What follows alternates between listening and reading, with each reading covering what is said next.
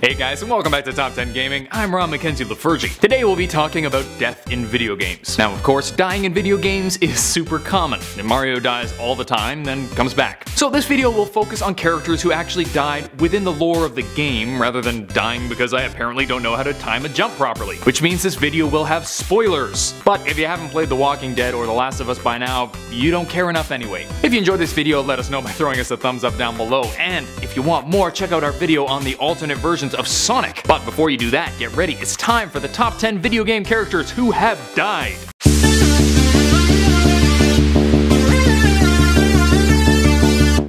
Maria Santiago from Gears of War 2. It was hard to decide between Maria and Dom, but Maria's death was so heartbreaking and graphic that she won out. Gears of War 2 saw Dom looking for his wife, and when he found her, it wasn't pretty. She had been tortured almost into a comatose state, and he ended up having to put her out of her misery, which ironically made the player pretty frickin' miserable.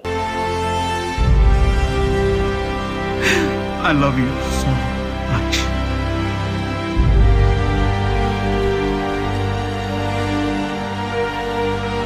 Number 9.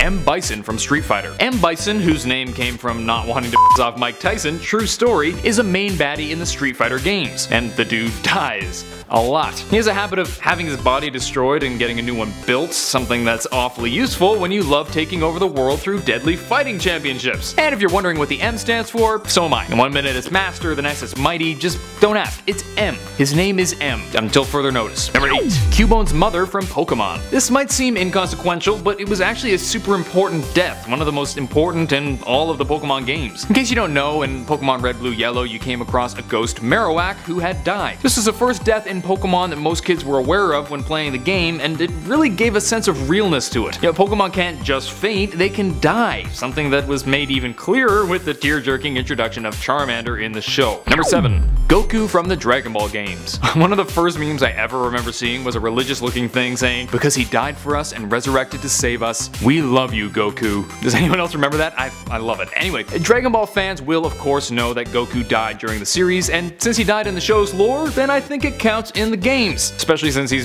died not once, but like several times. It's hard to say definitively because there's wibbly-wobbly future saga time travel stuff, but it's a lot. Number 6. The Joker from Batman Arkham City. Arkham City saw a sickly Joker fighting for one last heist, but in the end, the Titan disease got him. And even though he's a psychopathic maniac who's killed countless innocent people, I was really sad! He had this emotional talk with his greatest foe before finally letting himself go and is later carried out by a grim Batman. I got real Killing Joke vibes from it and it was pretty great. Number 5. Eli Vance from Half-Life 2. Eli died right at the end of Half-Life 2 Episode 2 and he was just the worst. He'd been around for so long and we'd gotten to know him so well, then suddenly, boom, 2 advisors come in, one grabs him and he's gone. And the worst part, since frickin' Half-Life 3 is apparently never frickin' coming, we never get to have our frickin' revenge and it's frickin' annoying.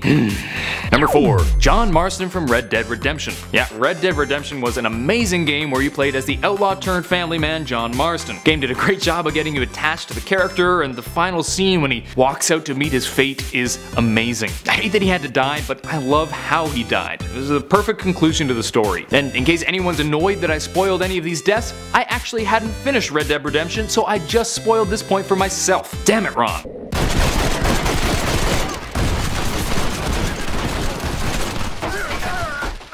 Number 3. Sarah from The Last of Us. This was one of the first ones I thought of, probably the same with a lot of you. Now, I haven't actually played The Last of Us since I didn't have a modern PlayStation at the time. However, I did watch Day 9 play it, and there was not a dry eye in the place when Sarah died. It was such a great way to introduce the story, and it set the stage beautifully for the rest of the game. But damn, it's the kind of thing we're normally told about after the fact, and it was pretty rough. There were 2 other big deaths from this game that I wanted to talk about, but I'll leave them out to avoid any more spoilers. I figure most people know about this one. I know, baby. I know it hurts. Come on, baby. Please. I know, baby. I know. Sarah. Number 2. Aerith from Final Fantasy VII. Yeah, this was a big one. It's so big, in fact, that there's apparently an entire website named after it. The death of Aerith was a huge shock and one of, if not the most infamous deaths in the entire Final Fantasy series. Aerith was killed by Sephiroth right at the end of the first part of the game, which set Cloud on his path, but it was such a big deal that some people bought a Game Shark just so they could play without Aerith dying. Fun Fun fact, if my pronunciation's bothering you, in the American version the name was changed to Aerith, but it's supposed to be Aerith. And pro tip, don't Google Aerith dies. Just don't. It's a trap. Number 1. Lee from The Walking Dead. Oh man.